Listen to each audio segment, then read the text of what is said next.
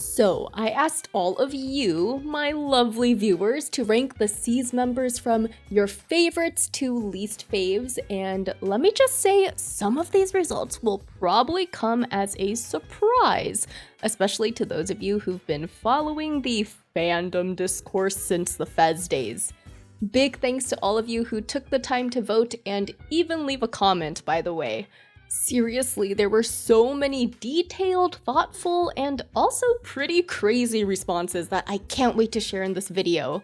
I also organized the common sentiments of these nearly 100 comments and tallied them into this honorary/interesting awards category that'll be tacked on somewhere in this video. Plus, somewhere in each section, I'll also be revealing where I personally rank the characters in contrast to you guys. Or maybe not, you'll just have to see. But before we really dive into it, please bear with the nerd in me for a moment as I somewhat explain the methodology behind this poll. Alright, so how did this rank choice voting work? So to cast your vote, you click and drag the options in order of favorites to least favorites from top to bottom, meaning the number on the right is the one that signals where you rank a character from 1 to 10, meanwhile the number on the left is how many corresponding points the character will receive, and not their ranking. So, for example, if I wanted to rank Yukari on top, she would be number 1 on the left and receive 9 points indicated by the number on the right. I just really wanted to clear this up since, judging by this comment and the number of likes it got, I think this number right here was kinda confusing to people who may have never seen a ranked choice poll before. I can see why some people may have thought the 9 meant putting her in 9th place out of 10 characters.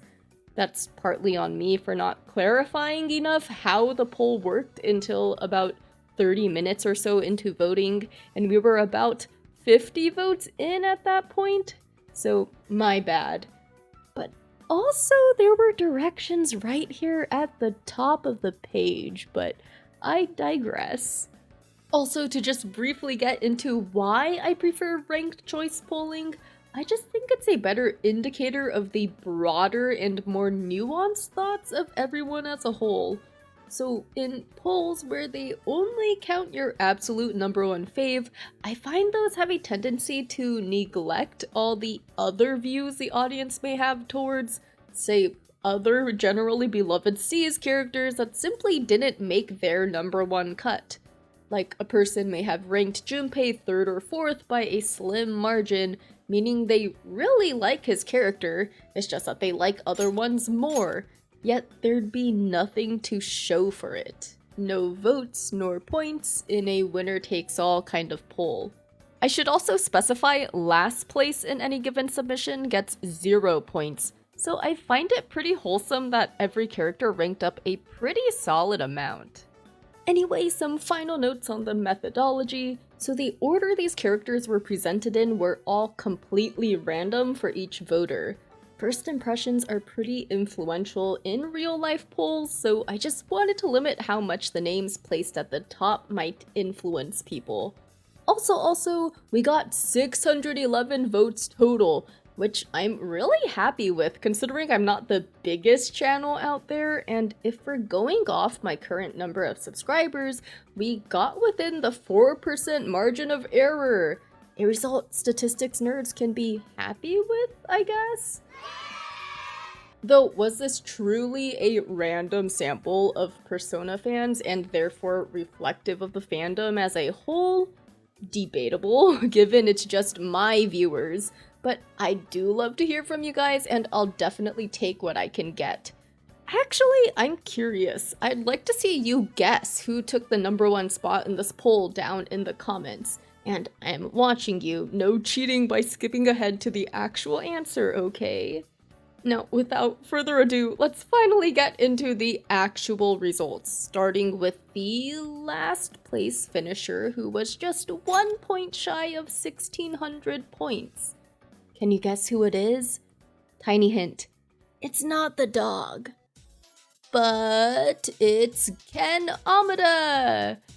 Yeah, not gonna lie, I'm kinda sad that even a dog beat him out.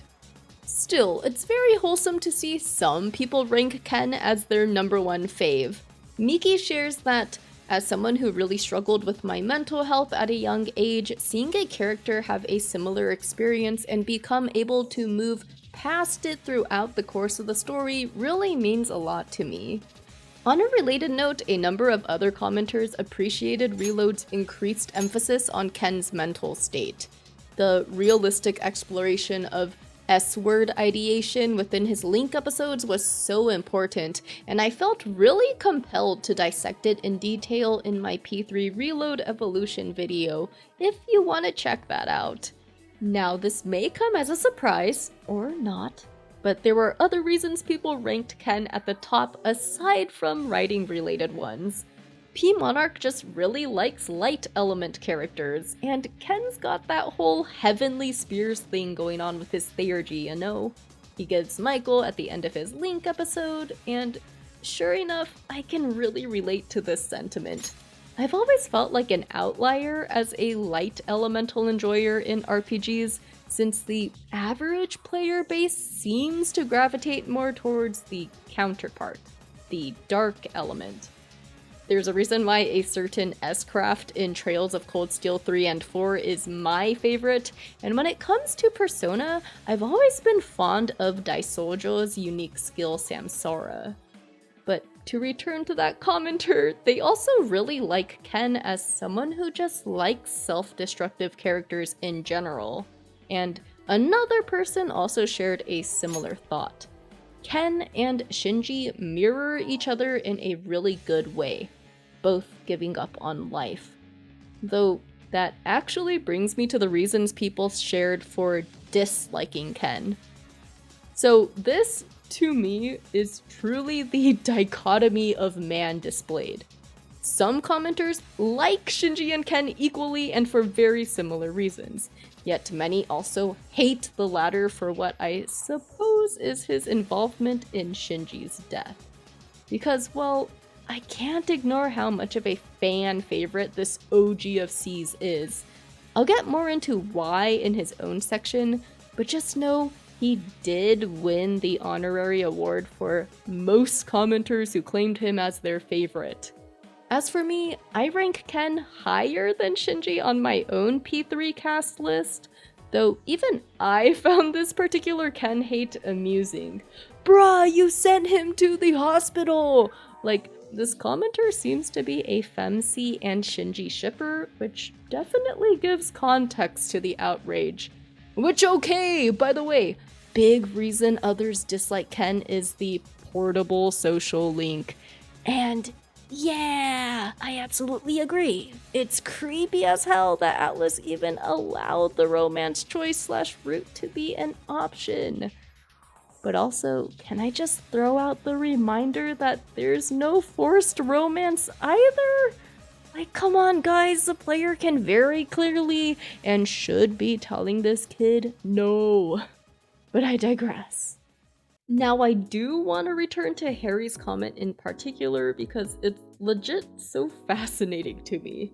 I guess I just like how it keeps flip-flopping between hating Ken to also wanting to acknowledge some good things about him, then right back to hating Ken. Like, example, because his combat is improved in Reload, he used him a little, though Ken is ultimately still in his bottom 10 Persona characters ever. Yet he also thinks his design in Arena Ultimax is fire. Like, it's just amusing how all over the place this comment is. Also, a common thread you'll find throughout this video is that the thing one person loves about a character is sometimes the exact same thing another person hates about them, truly proving the saying, to each their own. Take for instance, this comment disliked Ken's tsundere attitude towards Featherman, while Blobby Blobby was on the complete opposite spectrum and found it fun to see the kid yap about Featherman only to get flustered later. As for me, Ken ranks 5th on my personal list, and P3 Reload did shoot him up a few spots thanks to the added depth and characterization in his Link episodes. And as I kinda went more into in the P3 Reload analysis, I can't help but have a soft spot for Ken's circumstances with his mom due to my own experience growing up. Now, before I reveal the 9th place C's character, let me tell you about my favorite graphics tee brand and also the sponsor of today's video, Into the AM. The shirt I'm wearing right now, guys, it's one of theirs. If you can't tell already, my favorite color is green, and I love all the various green shades they offer, but as for the graphics themselves, all the designs are so cool. I especially love the Asian-themed designs, from the more traditional landscapes to the ones with more modern flair. Also, let me tell you, these shirts are so soft. Like, I've been wearing them for over half a year now, and I can definitely say they are the comfiest tees I own. There's a pack of the week sale going on right now, up to 50% off on polos, graphic, and basic tees. And on top of that, if you use my discount code LadyV, you can save an additional 10% off. I really am a fan of Into the AM, and by supporting them, you're also supporting me, so thanks guys, and also thanks to them for sponsoring today's video. Now, let's get back to the 9th place C's member, who happens to be a literal dog. So it's kinda crazy to me that Koro almost got the same number of least favorite votes as Ken if we're just going off the comments, and yet he still got nearly 200 more total points than Ken in the actual poll results. Now, I can't exactly prove this point, but Ken definitely has a lot of polarizing aspects to him, as already mentioned in the last section, right? And I just can't picture a world where that doesn't play a role against him compared to a generally inoffensive party member like Koro. Though that alone also played against Koro, a common sentiment being that he's inherently the least interesting of C's because he's a dog that can't talk. Like, I myself love and appreciate Koro, but I can't help but rank him last on my own list for basically that same reason. Otherwise, everyone seems to give him his flowers, and 3 commenters even selected him as their fave. Though even the best doggo can't escape having detractors. 2 commenters in particular. So this person describes Koro as a mascot character that's only included to sell merchandise, and even finds Teddy and Mona more interesting. And then there's this guy that just hated the barking in combat. Like, damn, Dio, is that you? No, I'm just kidding. But again, I just find these comments so genuinely fascinating. Like, what a reflection of humanity. Like, these comments are just proof that you can always count on someone to stand behind a certain opinion, regardless of what that might be. Which brings me to a comment that's arguably the most unexpected and unique of the entire bunch. So, this commenter ranked the cast based on, I kid you not, how much they like fanfic for them. And they put Koro last because of how little they actually wanted to seek out fanfic of the dog. But even then, they found fanfic exploring Koro to be pretty good, apparently. And interestingly enough, this exact comment also lets us transition to the character who came in 8th out of 10 with 2,063 total points. Dun da da da! It's C's navigator, Fuka Yamagishi. So to be fair, this person clarifies they haven't actually played any of the games, but they have consumed quite a lot of Persona 3 content. By the way, I just gotta say, I'm always gonna be that person who encourages you to experience at least one of the source material options. But back to the meat of this comment. It's just, I'm not really sure how I'm supposed to react, actually. Like, Fuka making it to someone's #1 spot solely thanks to a fanfic about cooking? Yeah, can't say this was on my bingo card. Even as an avid fanfic reader myself, I just never expected something quite like this to pop up. So, Ren EM, if you are watching this, I'd legit really appreciate a link to some of these fics. Anyways, to get to the more conventional comments and reasons left by Fuka stans, Myafu could relate to her tendency for negative thinking. Plus, Fuka's kindness was brought up a few times in general, like someone who didn't even rank her as their favorite mentioned liking that aspect of her that was essentially the caretaker of the team. Otherwise, it's kinda interesting to note that similarly to Koro, not many comments actually elaborated on why Fuka was their favorite. Though there were a lot of detailed ones about why Fuka placed so low, even if she wasn't necessarily last on their list. The most common reason for disliking her seemed to be her lack of main plot relevance. Comments like, "She's cute, but I almost forgot about her." Her and Koro's growth happen internally or in the background, and she's improved in Reload, but still has no arc of her own in the storyline. Her social link was also brought up several times as the boring cooking one, which is kind of funny if you keep Run's comment about the cooking fanfic in mind. Again, I like how this poll really nails home different strokes for different folks. But okay, so I found Serene Pastel's thoughts on Fuka particularly unique. So they really like how her social link with male protag and Femc shows different sides of her character, but think she should have stayed as an NPC social link. As you see, they can't think of any glaring plot holes if Fuka was removed from the story, which they can't say about any other C's member. To them, she just feels like a side character in a game where she's a major character. So it's never actually occurred to me to imagine if Fuka might have served better as just one of the school social links, so I appreciate the food for thought at the very least. I can't say I agree with every part of that suggestion, cause I think she plays enough of a support role to justify being a part of C's, but I did also rank her in the exact same spot she came out to in this community poll, 8th out of 10, because of her lack of impact in the main narrative compared to everyone else. But overall, there wasn't any demonstrable hate for her from anyone really, it was just indifference at most, I guess. Now, moving on to 7th place with 2,881 total points. And no, we still haven't reached the pro tag yet, but Mitsuru Kirijo. So there was actually a period of time when her and MC's rankings were super close, sometimes only single digits apart, though ultimately Protag pulled ahead as voting continued to pile in. But like Fuka ranked one spot below her, I noticed that Mitsuru is elaborated on a lot by other commenters, even despite her rarely turning out to be an absolute fave or least fave among them. Though I still counted 5 Mitsuru stans. Take SJK. They liked the complexity they saw in her character and liked her tendency to be shady in her own way.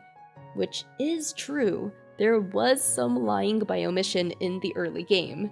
And Ov liked how deep down Mitsuru was really put upon and stressed out despite her demeanor. My thoughts in general are that she is pretty unrelatable compared to the rest of the Persona 3 cast, so I can understand why she'd rank so low in the overall poll. It's just that Mitsuru is basically my biggest outlier character compared to the general sentiment. And by that, I mean I rank her 2nd instead of 7th on my own personal list. And it's P3 Reload that shot her up above Yukari for me thanks to her dorm activities that capitalized on her sentimental nature as well as her appreciation of and understanding of history in particular. I did a much deeper analysis on all of this in my massive P3 Reload video, by the way. But yeah, those traits hit home for me, and while my family is nothing like what the ultra-influential and rich Kirijo group is, The history on my dad's side is pretty influential within the state I live in, and is something that everyone in my family has done their best to preserve and remember. But to return to Mitsuru's personality and overall design, it's certainly pretty contested since while it did push her to the absolute top spot for a couple folks, I myself am a complete sucker for it. There were also some who viewed her as the exact opposite, just plain boring, which is something Pranav also said about Fuka. And speaking of, Mitsuru also shares some criticism for her social link. A romantic bisexual, based name by the way, specified that they think the writing suffered from having to align with the forced romance route of all the PS2 era Persona 3 girls, which is a sentiment that I generally agree with. But to wrap up the topic of dislikes, there's a particular comment I want to bring up. So to preface this, it was really nice to see that, for the most part, there weren't many just pure hate comments. There were legit less than 5 of the nearly 100 that were purely just trashing a character. But one of these was left specifically for Mitsuru, citing the following reasons. Quote, "She was useless in the first month or so. It shouldn't matter if she was the navigator. It's possible to do double duty with fighting and navigating." So I can't help but wonder, did this person play Persona 5 first? Like, were they expecting a Mona who's both a party member and navigator in early game? Now, I personally like the idea that lore-wise, Persona 3 feels more like a legit big operation because not everyone can be, or even should be, fighting on the front lines. As in, it feels much more strategic and like real-world conflicts.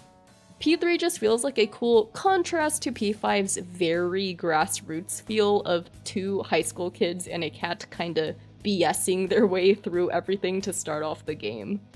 But to wrap this up, aside from this very unique reason for disliking Mitsuru, it's just crazy to me that this makes her the only other character besides Ken to get a comment of just pure spite. Well, now we're finally moving into true middle of the pack territory, with 6th place going to the MC/FemC, who just barely missed the 3,000 point hurdle. And before we really get into it, I'd like to hopefully clarify some things, like why I decided not to split the male MC and FemC into 2 separate voting options. The first reason is sorta an oversight on my part. I genuinely just thought people would rank the MC, whether male or female, where they see fit. Like, in my head, I just pictured FemC stans would vote with her in mind, and vice versa. But looking back, I probably should have just typed the voting option as MC/FemC. Though that brings me to my second main reason. So even though they have different personalities/demeanors, I ultimately just didn't think it was reasonable to separate what's already the least established character among the P3 cast into 2 spots when they occupy the same exact role in the main narrative.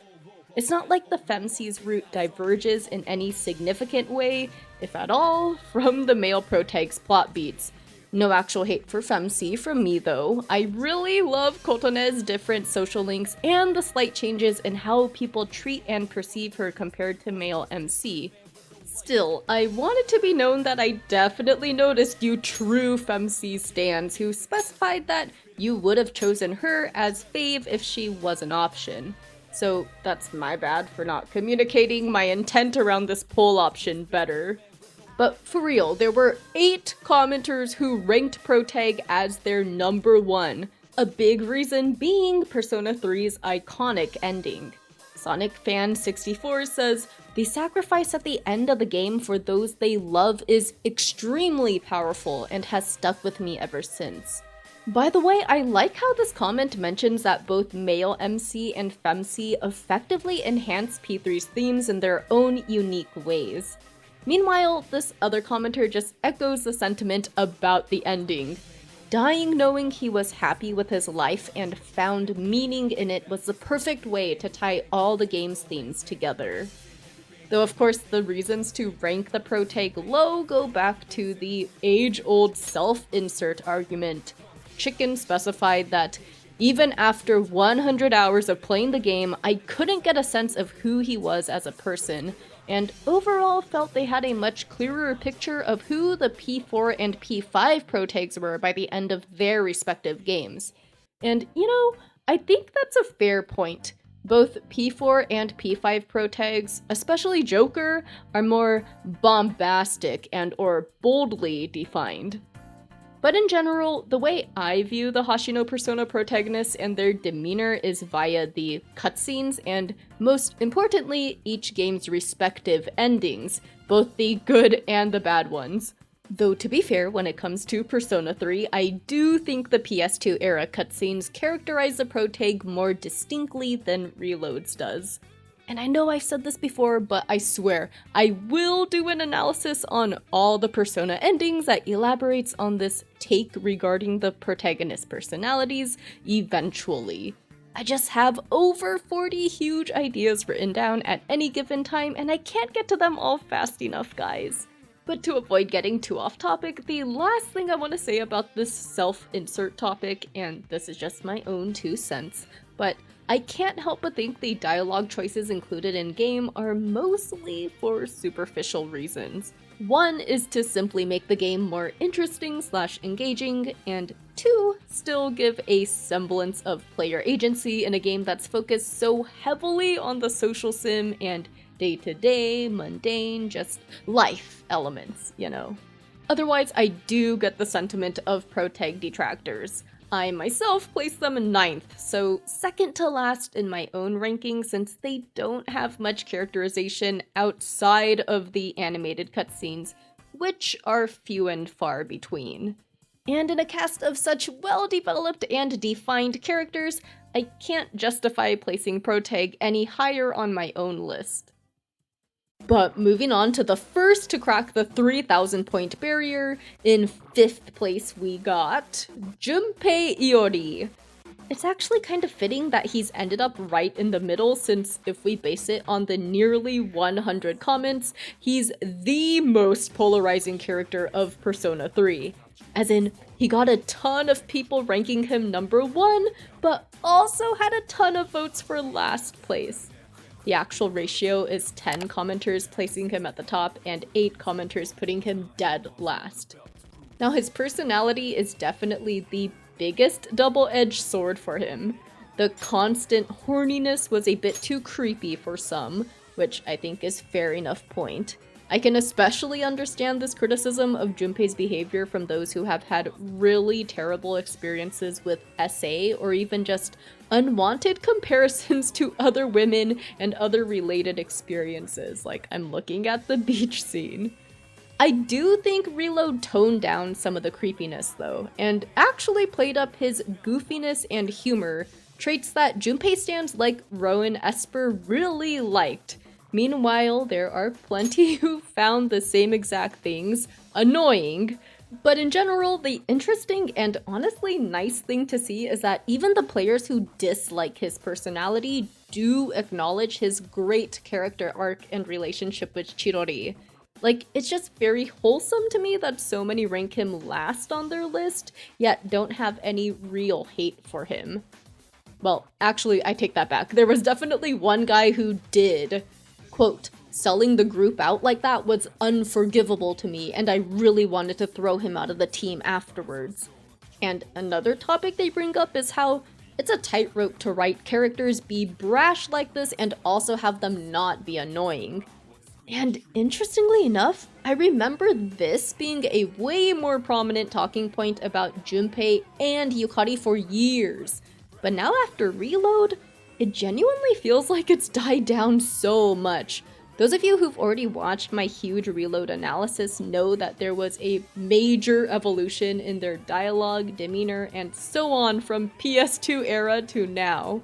And then there's Junpei's arc with Chirori. I think it goes without saying his growth from it is like the biggest reason people like him so much, but I actually vibe more with the main sentiment in this particular comment. Sam says, I think Junpei stands out among the cast because he is ordinary. He is not a super genius or athlete, but just a person with flaws and aspirations.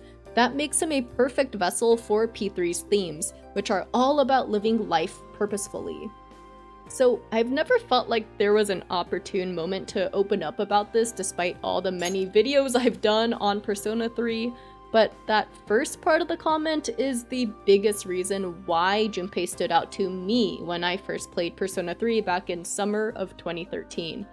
I was heading into my senior year of high school and just really connected to Junpei's feelings of inferiority. Yukari is popular and in the archery club. Akihiko is an amazing boxer and captain of the team. Mitsuru is the student council president, and in general, all the C's cast besides Junpei, including Fuka and Ken, gets good grades. And let's not get started on Mr. Perfect himself, the protag. So, comparatively, Junpei just doesn't stack up to them. To give a bit more context to this tangent on why I connected with Junpei and rank him number 1 of the Persona 3 cast, I went to a very competitive public school district, especially when it came to all the high schools. Don't get me wrong, I'm very grateful and aware I was very privileged. My parents sacrificed a lot for me to attend. But also, all my closest friends were in the top 5% of the class, doing multiple extracurriculars, clubs, and other activities, all on top of keeping above 4.0 GPAs in AP courses, and then they all went on to the top schools like Caltech, the top UCs, so the public universities in California, and like, if you happen to be aware of that whole US News Best Universities ranking thing, basically everyone I was closest to went to like a top 30 school. And now like 10 years later, many of them are pretty high up in the FANG and other top companies, research institutions, etc. of their respective field/discipline. And so the reason I bring this up is because this whole building up a holistic college resume into top college pipeline into top employers blah blah blah mentality was everywhere for me growing up. And it didn't come from my parents, thankfully, but it was impossible to escape when among my peers. It's just kind of crazy that when I actually took a step back to look at it, I was also doing really well, considering my circumstances, and I worked so hard to gain leadership roles and become a vital part of many activities myself. It was just hard for me to see it sometimes because I was always comparing myself to the bigger fish. This isn't meant to be a knock on any of them, by the way, because my friends were genuinely amazing people. So empathetic, so compassionate, and truly there for me both emotionally and tangibly during the years of my mom's illness, as well as after her eventual passing. But back to the actual point. Deep down, I struggled with this imposter syndrome and feelings of inferiority in my early high school years. But playing P3 and connecting to Junpei's arc of developing his own self-assurance helped me feel more confident and appreciative of where I was at, without the comparisons and stuff, going into my senior year. So to wrap this up, I've always found it important to note how Junpei is a persona user in a world where that power is super rare, and yet he couldn't recognize that in himself because he was just comparing himself to the literal savior of the persona world, the biggest of all fish, the P3 protag. I think it's definitely natural for all of us to fall into the comparison trap at certain points in our lives, but at the end of the day, it truly is the thief of all joy. But moving on to 4th place, and clear fan favorite based on the comments, we have Shinji Aragaki. I can't stress enough just how many times I came across "he's a beast" in gameplay and "a force of nature for the month you have him" type sentiments. Not surprising to me, though it's interesting to note that aside from Shinji and occasionally Akihiko or Yukari, it was pretty rare to come across comments having to do with characters' gameplay. I sort of theorized that my audience is a bit different from other more gameplay-focused channels since that kind of analysis is not as high a priority for me, nor is it my expertise/background. It seems like many of you tend to rank narrative or character elements higher, but I don't know, what do you guys think? Am I on the mark at all? Speaking of, the other biggest reason Shinji is such a fan fave is because he affects the lives of all of C's while he's still alive, and still does once he's gone. Professor specifies the sheer amount of connections he has, growing up with Akihiko, making the promise to him and Mitsuru, having killed Ken's mom, helping the second years locate Fuka early on in the game, and so on. On a related note, I noticed there are a number of commenters who ship him with FemC. Like, people explicitly bring up his social link and interactions with her, if not outright state the ship. BB Driver even thinks his tragic love story with Kotone might be the best of the Hashino personas. And even though I must admit I lean towards the Akihiko and FemC ship myself, I definitely see how narratively and chemistry-wise Shinji and FemC makes the most sense on paper. I do especially like how both of them, personality-wise, can really relate to hiding their feelings/emotion behind a persona for the sake of the team. By that I mean how FemC is usually interpreted to be hiding behind a Genki, or in other words, energetic, fun facade, while Shinji adopts a standoffish one so as not to trouble anyone with his problems. I can get sidetracked when it comes to shipping though, so to get back on topic, another general thread among all the comments is that Shinji has so much impact for such little screen time. But so, I brought up a few dichotomy of man examples in this video already, but this next one is arguably the best example of that out of all of those. So, P Monarch mentions that they're just drawn to self-destructive characters, which can describe both Shinji and Ken, with the main point being he likes both of them basically equally. And yet, meanwhile, there's someone on the complete opposite side of the spectrum. This commenter said they didn't care about either of these two characters, and even went as far to suggest if their subplot was removed, would anything really change?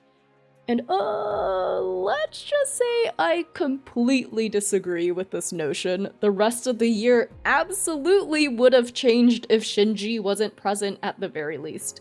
It's a huge tonal shift and a wake-up call to all of C's when literally one of their own kicks the bucket. As in, like, it really drives home the point that their work as C's is serious business and that death can touch us at any given time. But this video isn't meant to be a big character or thematic analysis, so you can check out my other Persona 3 vids for that. Anyway, I don't think this is a bait comment. This person genuinely doesn't like either of these characters, so proof again of to each their own. There's always gonna be at least one person who disagrees with the vast majority. Well, maybe not for Ken, considering he was and continues to be one of the most polarizing characters of P3, unfortunately. But Shinji legit got the most #1 votes from commenters, and yet there's still always gonna be that genuinely hot take, which I have a number of myself to be fair, and I can honestly respect it. On that note, while I don't rank Shinji at the bottom, he is on the lower end of my own list at 7th. This is another duality of humanity thing, but my main reason for placing Shinji lower is actually the same reason why a lot of people placed him higher. He's just not present enough in the story for my taste to warrant a higher ranking. Now, before we move on, I'd just like to throw it out there that if you like this style of video from me, I'd really appreciate you leaving a like. It also helps me gauge interest if you'd like to see me do a poll for the other Persona casts. I'd also like to thank all my patrons and channel members. Your financial support truly helps me, especially in between uploads, so you have my utmost thanks. I post much more in-depth updates and early access to parts of videos if you'd also like to join, though ultimately even just watching, liking, commenting, and sharing my videos do so much for me and my channel, and I'm always beyond grateful for all of you. To preface this, it's pretty crazy that 3rd place beat out 4th by less than 100 points. But here we are, finally cracking the podium tiers with Shinji's bro Akihiko. Now, there wasn't as much talk about gameplay compared to Shinji, but Aki still got a handful of comments specifically mentioning how solid of a party member he is. I also love seeing people bring up his utter dorkiness, something I feel some forget about because he's otherwise played up as the cool and/or practical guy to Junpei's imaginative class clown. And since we're on this topic, I want to draw attention to this comment. Quote, "I feel like a lot of people simply see Aki as a meathead and ignore that he's actually really smart and competent." So, I'm compelled to just throw this out there, but I think American culture in particular can have this tendency to separate the idea of the smart, studious kids from the jocks and athletic ones because of the typical high school movie tropes, when those things aren't necessarily mutually exclusive. Like, going back to some of the stuff I talked about in the Junpei section, my friends and I were very involved with our respective sport and/or sports, and also really studious too.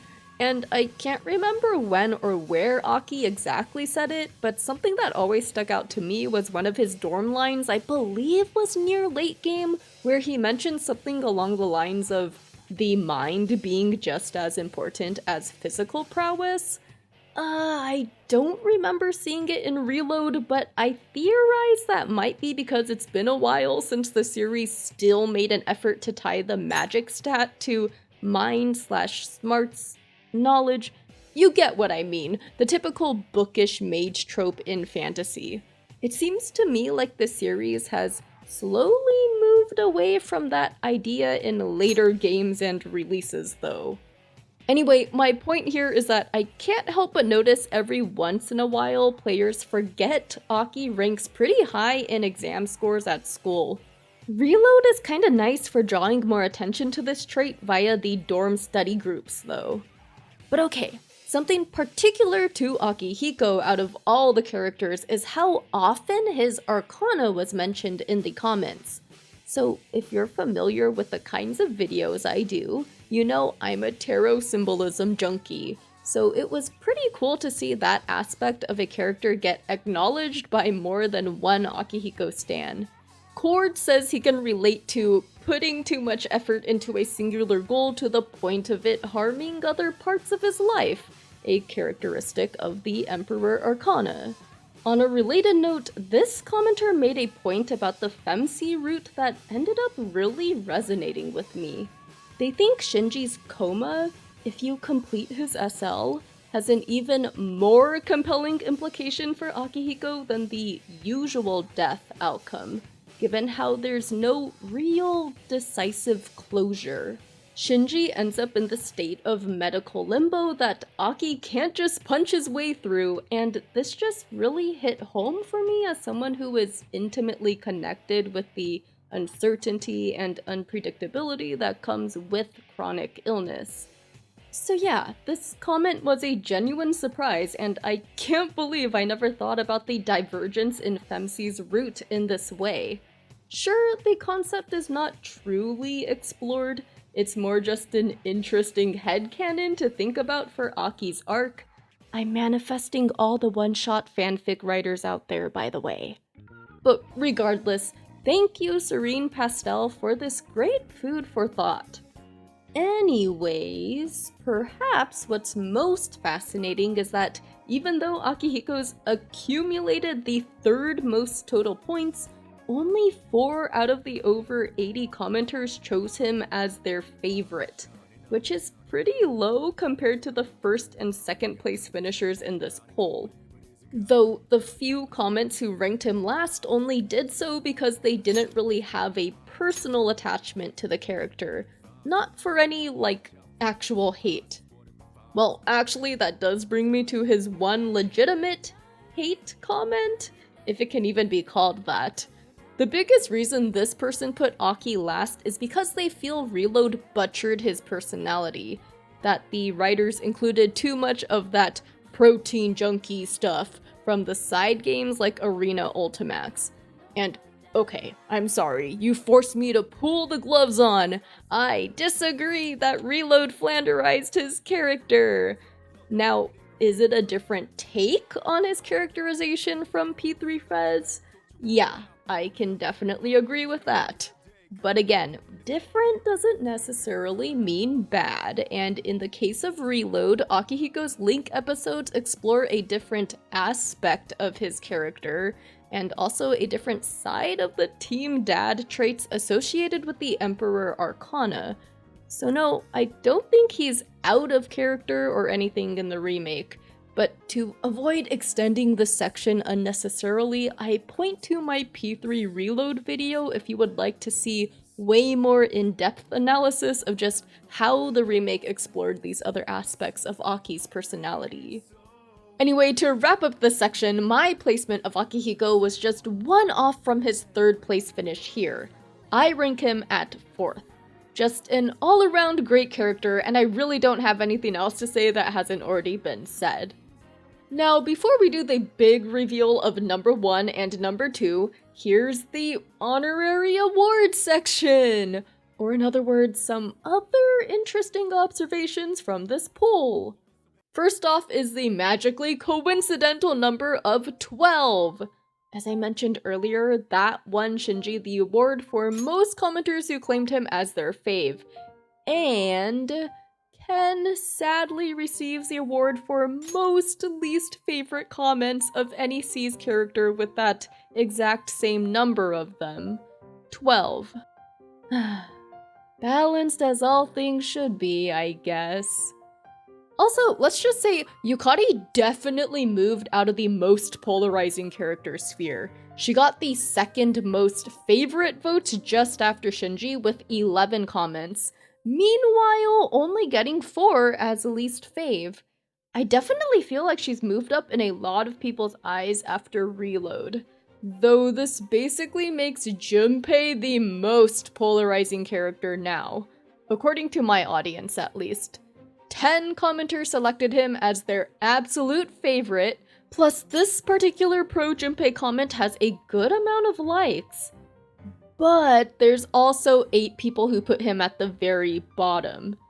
You know, speaking of Yukari and Junpei, there are a number of people who like them equally for very similar reasons, namely them being very flawed people with very human reactions. However, this one comment in particular caught my attention. They dislike Junpei for being unlikable from the start. Meanwhile, they love Yukari for starting off as likable from the very beginning and continuing to be throughout the story.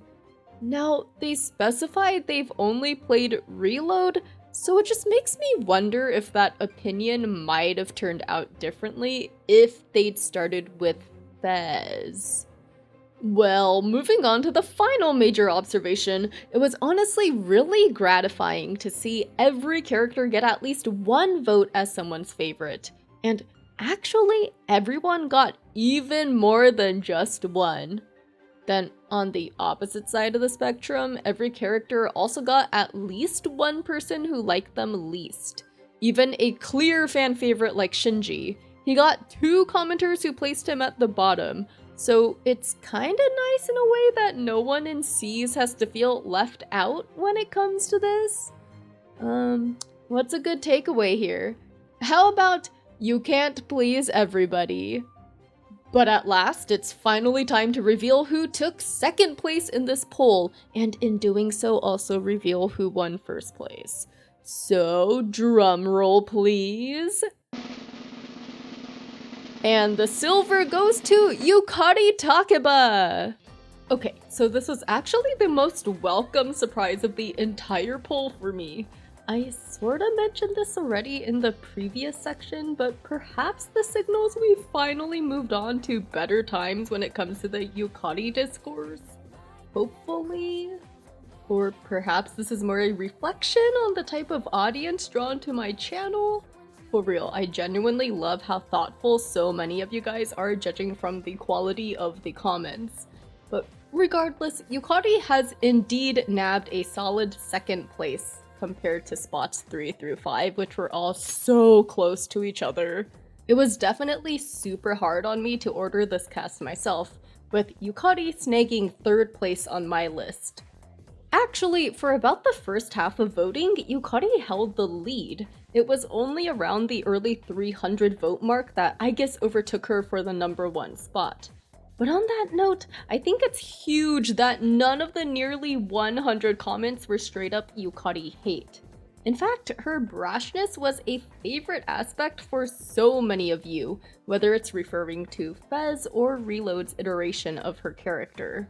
E. Watson sums up the catharsis and relatability of Yukari's very human emotions and responses so well.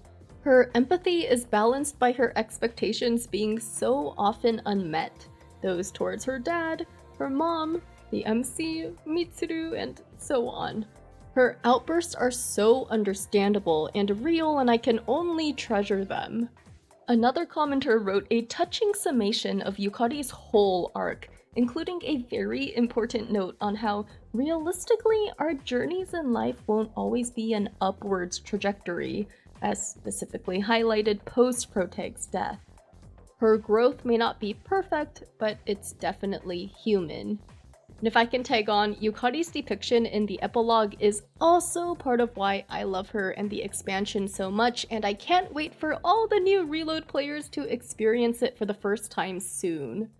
Now, another reason Yukari is so beloved is her essentially being the common catalyst of so much of the early game.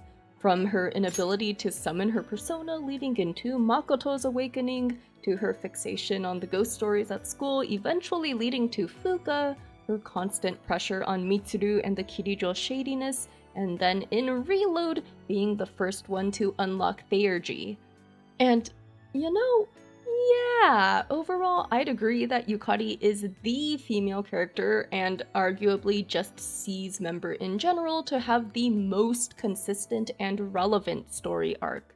It's just very satisfying seeing the evolution of her relationships with so many other characters, spurred by her own compassion and willingness to recognize her mistakes and grow throughout the course of the entire game. Anyway, what criticism I did see in regards to Yukari was mild. Even this person who ranks her last describes her as more like B tier, which isn't even meant as an actual drag on her, they just think everyone else in C's is an A or S.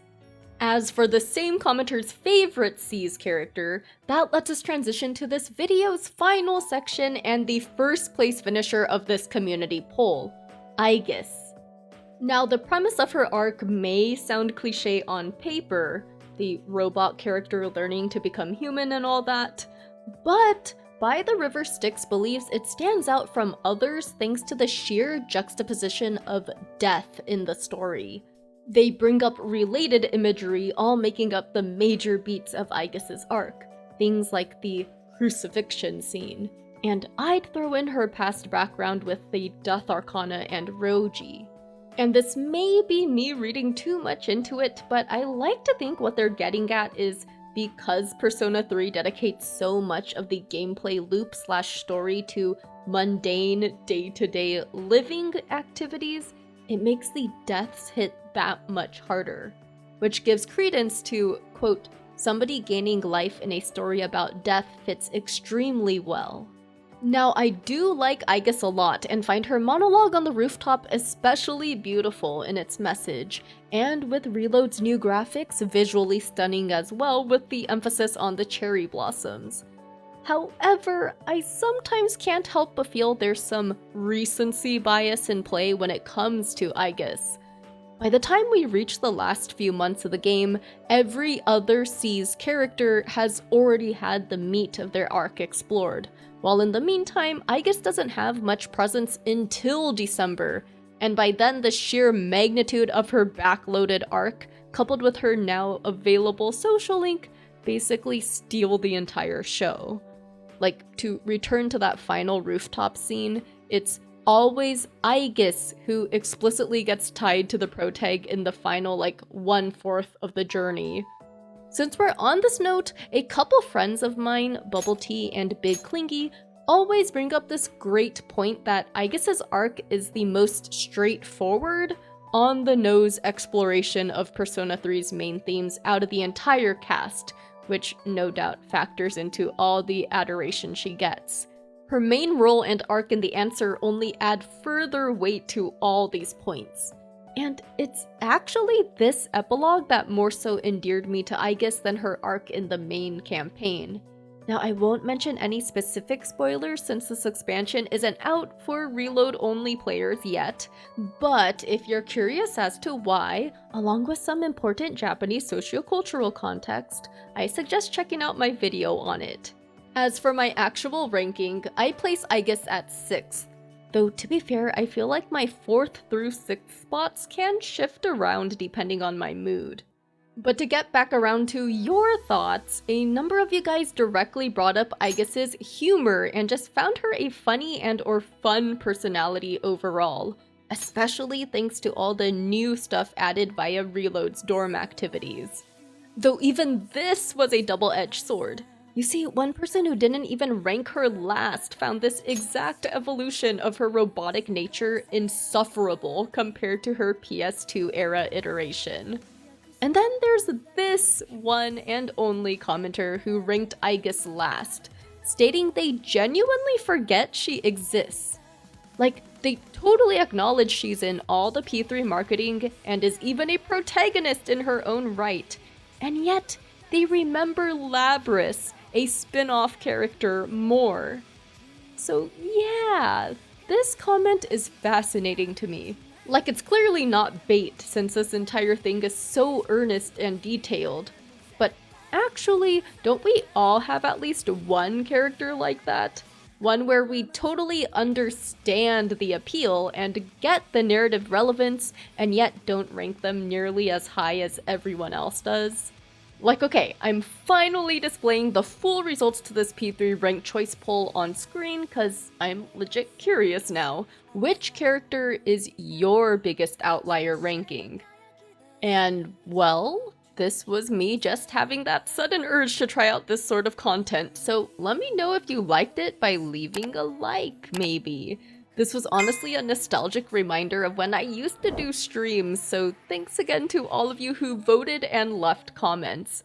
I'm hoping to feel well enough again to get back to streaming regularly eventually.